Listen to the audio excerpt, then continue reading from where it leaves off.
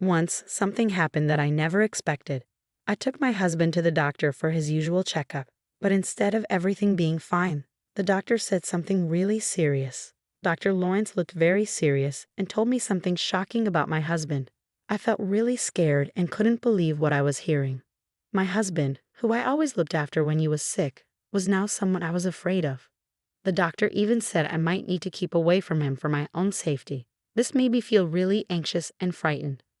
Hi, I'm Betty Frieden, and I've spent the last decade working at a big pharmaceutical company. It's like a second home to me, a place where I feel comfortable and like I belong. Even though I'm 50, I still work full-time, and my coworkers really respect me for it. Not many people my age are still working, but I've always enjoyed it.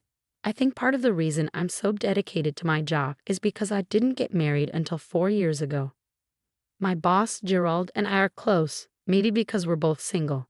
Once he jokingly asked if I was ever going to tie the knot, but I knew he was just teasing. Around that time, I was seeing Richard secretly, who later became my husband. Richard's a bit older, was married before, and like me, he didn't want kids. We met through a matchmaking service for people looking for companionship in their later years. We decided to keep our relationship a secret, not telling anyone about our plans, even though our boss joked about marriage. Eventually, Richard and I quietly got married without any big ceremony, just signing papers at City Hall.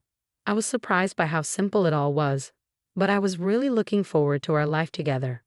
But then, with Dr. Lawrence's worrying advice, I had to rethink everything. My caring feelings for my sick husband were now mixed up with fear and doubt. Dr. Lawrence's words kept playing in my head, telling me I needed to do something to stay safe. Standing there, trying to understand what was happening, I realized I had to make a decision, and quickly. Suddenly, the life I knew and the future I imagined felt uncertain. I'm LA, and my husband Richard works at a factory. Honestly, I make more money than he does. Richard got his job right after high school.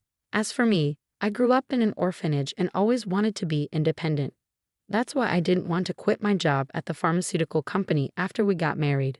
I loved my job too much. When Richard and I got married, I told my manager Gerald right away. He congratulated me, but I could tell he had mixed feelings. Maybe he felt a bit lonely because his single buddy got married first. I tried joking with him about it, but he didn't seem to want to talk about it, so I dropped it.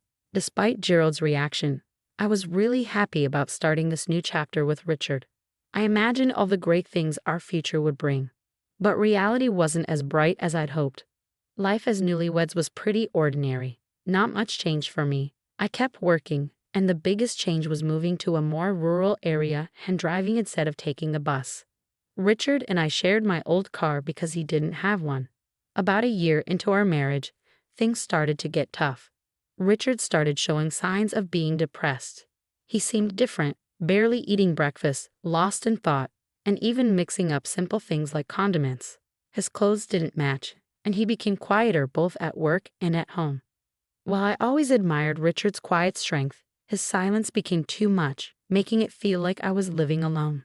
This loneliness crept up on me as I noticed these small but important changes in him. I realized that Richard might be struggling with a mental health issue. Watching someone you care about struggle without knowing how to help is really tough. So I took Richard to a clinic that focuses on both mind and body health, where he was diagnosed with depression. I had a basic understanding of depression, but hearing the diagnosis made everything feel a bit darker. The doctor explained that the best way to deal with depression is to address its main cause directly. Finding the exact cause of Richard's depression was tough. He had been working at the same factory for years without any problems, and nothing major had changed in his job. If anything, I worried that maybe our marriage had something to do with it. But when we talked to the doctor, I told him we were happy together and couldn't see any obvious problems at home that might have caused Richard's depression. The doctor told us to come back if we noticed any changes or had any ideas about what might be causing it. But even after several visits to the clinic, we couldn't figure out why Richard was feeling so down. As time went on, his depression just got worse. On his worst days, he could hardly get out of bed. Sometimes he'd have headaches, or he'd call in sick to work. His appetite disappeared, and he noticeably lost weight. Eventually, he couldn't keep working and had to quit his job.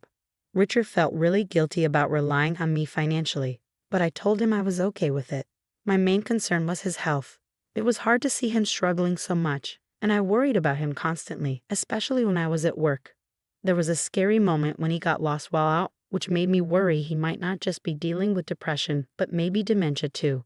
This idea added to my stress. When coworkers asked how things were going, I had to admit that Richard wasn't getting better. Watching someone you love suffer so much without knowing how to help is really tough. One day, Gerald noticed I looked exhausted and gave me an energy drink. Drinking it made me feel a bit better, and I was touched by his support. He reminded me that we're all in this together, and his words nearly made me cry. With everything going on with Richard, I hadn't realized how much stress I'd been carrying. I realized I had to hold myself together, or I might fall apart too.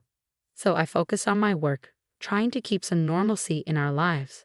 A year passed, and things with Richard didn't get better. They actually got worse. As our third wedding anniversary neared, I couldn't see any hope for his condition. Then one morning, I noticed our car was missing. I checked again, but it was definitely gone. Since Richard's diagnosis, I was the only one who drove it, and I hadn't used it since the day before, so it should have been at home.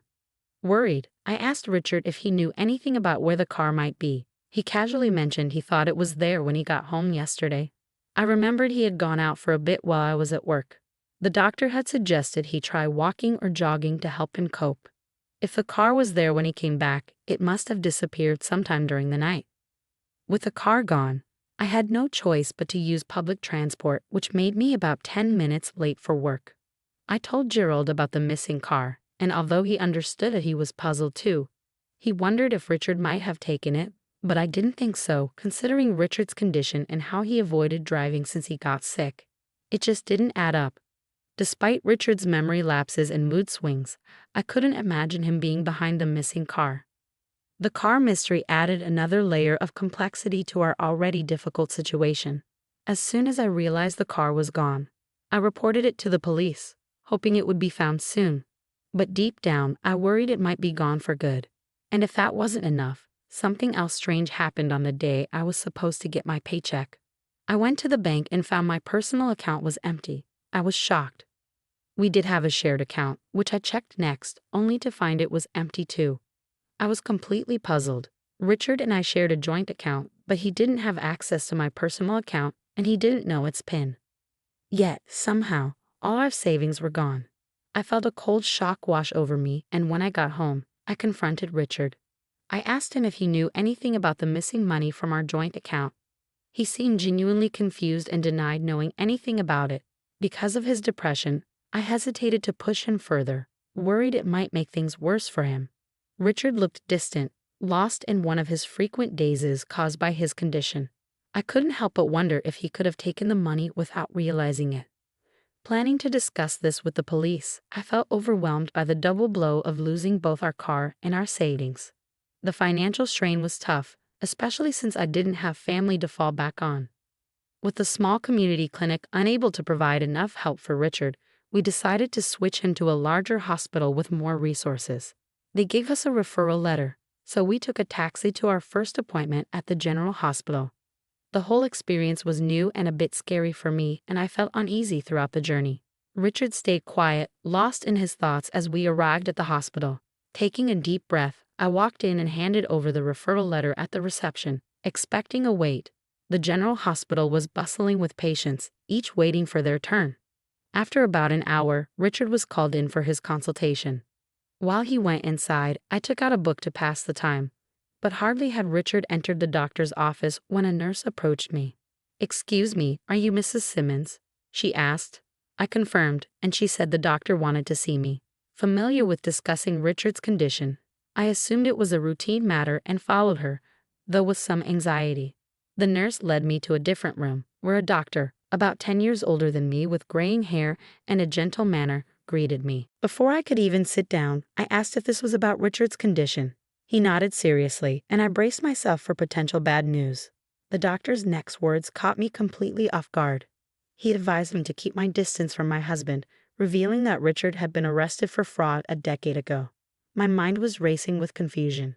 Why was this coming up now, during a routine medical visit? The doctor explained his suspicions about Richard's depression, suggesting that he might be faking it. He recalled recognizing Richard from a surgery 10 years back, where he had treated a deep cut on Richard's leg. It was a shock. I had thought we were addressing Richard's mental health, only to uncover his hidden past and a potential deception about his current condition. This unexpected revelation left me stunned, trying to reconcile the caring husband I knew with the person the doctor described. When the doctor mentioned recognizing a large scar on Richard's right leg, everything clicked into place. I knew about the scar but never knew how he got it, as Richard had never mentioned it. Finding out that the doctor before me was the one who had treated Richard's injury years ago felt like an unbelievable twist of fate. The doctor's revelation continued, unveiling that Richard had injured himself during a confrontation with his former wife, stemming from his fraudulent actions against her. He had stolen her luxury possessions and money. Shockingly, he had even pretended to have dementia during that period, tricking his wife into lowering her guard before committing the fraud. This repeated behavior of feigning illness to aid his deception was horrifying. Learning about Richard's criminal history and his arrest was overwhelming. I hadn't investigated Richard's past before marrying him. Having been alone for most of my life, I was just grateful to find someone willing to be my partner. The doctor's grave warning that Richard could pose a threat to me sent shivers down my spine. There was a gravity in his tone that made it clear this was a serious issue. The realization hit me like a ton of bricks. I had been deceived. In the days that followed, I struggled to maintain a facade of normalcy around Richard while secretly plotting my next moves. I made the decision to install surveillance cameras throughout our home to monitor Richard's actions when I wasn't present. About a week later, I noticed that a watch and bag were missing. Upon reviewing the footage from the cameras, I saw Richard leaving the house with them and returning later with a stack of cash, looking oddly pleased with himself. His behavior didn't match that of someone suffering from depression. This footage confirmed my worst suspicions. Richard was responsible for stealing my belongings, the car, and our savings. Confronted with undeniable evidence of his deceit, I felt crushed. Richard had lied to me and manipulated me, betraying the trust I had placed in him. It became clear that I needed to take significant action against someone who had pretended to be vulnerable and in need of care, only to exploit my compassion and generosity. The realization that Richard had betrayed my trust was agonizing. I had devoted myself to working and caring for what I believed was an ailing partner. Divorce seemed like too feeble a response to the profound deceit I had endured. It was evident that we needed to go our separate ways. But I desired more than just a mere separation. I wanted Richard to fully grasp the seriousness of his actions and to rectify the harm he had caused. With a heavy heart and tears threatening to spill, I gathered the divorce papers and meticulously completed them with all the necessary details. The next day, feigning normalcy, I informed Richard that I needed to step out briefly. I had already arranged to take a day off from work, explaining the urgency of my situation to my understanding employer, who had granted me the sudden leave. At the police station, I presented my case, displaying the footage I had captured of Richard's deception to the officers. Initially, they seemed hesitant to take action based solely on the video evidence. However, after confirming with the pawn shop where Richard had sold the stolen items and tracking down my car being sold as a used vehicle, the evidence against him began to accumulate. It was also discovered that he had illegally accessed my bank accounts, raising suspicions about his purported depression. As the truth came to light, I was flooded with a complex mix of relief and sorrow. The police decided to move swiftly given Richard's criminal history, and they prepared to arrest him. Upon returning home with the officers in the early afternoon, I found Richard there, visibly taken aback by my unexpected return and the presence of the police. Despite the divorce papers clutched in my hand, his focus remained on the officers as one of them announced his arrest for fraud. Richard attempted to protest, citing his depression as a defense, but I knew better. The doctor from the general hospital had already cast doubt on the legitimacy of his claims regarding his mental health condition. In that pivotal moment, as the weight of both the legal repercussions and the dissolution of our marriage settled on him, Richard's facade began to crumble. Choosing this course of action was agonizing but essential to safeguard myself and pursue justice for the betrayal and manipulation I had endured. At the police station, my sudden eruption of emotion caught even the officers off guard, but it seemed to finally pierce through Richard's veneer of composure. As the police placed him in handcuffs, Richard's facade of defiance cracked. He appeared defeated, his bravado replaced by frustration as he was escorted away. Observing the scene unfold, I felt strangely detached, as though I were watching the unraveling of someone else's life. Since the doctor's sobering warning, reality had felt distorted. Yet here I stood, confronting the stark truth of my circumstances, determined to forge ahead from the chaos Richard had wrought. Witnessing Richard being escorted away by the police felt surreal, akin to a scene from a dream. This moment marked a significant turning point, offering a glimpse of a return to the life I had known before the tumult of marriage consumed it. While a sense of relief washed over me, knowing I would no longer be ensnared in Richard's manipulative grasp, it was followed by a wave of loneliness. After waiting over 47 years to marry, the prospect of solitude once again loomed over my newfound liberation. 2 months later, our divorce was officially finalized. The process had been slightly delayed due to Richard's arrest, but as everything became official, my emotions had settled, allowing me to reflect on our shared history with clarity. Richard's future was uncertain, facing imprisonment for his second offense. I could only hope that this experience would prompt him to genuinely reconsider his choices. In the aftermath of our marriage, which had disintegrated into nothing more than a disillusioning memory, I found myself contemplating my next steps during a simple lunch at work. It was then that my boss, Gerald, approached, casually making a remark as he joined me with his store-bought hot dog lunch. "I think you'd be just fine if you were with me," he said, almost casually. His words caught me off guard, and it took a moment for their full weight to sink in, leaving me momentarily flustered. "Yes, I'm serious," he added, noticing my hesitation, his tone smooth yet sincere. I was left speechless, my lunch momentarily forgotten, as I processed his proposition. Gerald then returned to work, leaving me to mull over his unexpected offer. In the days that followed, the thought of a romantic relationship with Gerald hadn't crossed my mind, yet I couldn't ignore the care and stability he had consistently shown me. His dependable presence and responsible demeanor suddenly seemed to shine in a new light. Despite my initial surprise as I continued eating, the possibilities Gerald had introduced began to take root, hinting at a future I hadn't dared to consider until now. The idea of inviting Gerald out for a meal after work ignited a warmth within me, sparking a glimmer of hope for what lay ahead. Perhaps this was the perfect moment to embark on a fresh journey, exploring the potential for happiness and companionship once again. Stepping out of my comfort zone and into a new beginning with someone who had always been kind and supportive felt both exhilarating and reassuring. Tonight, I resolved, could mark the beginning of something wonderful and new.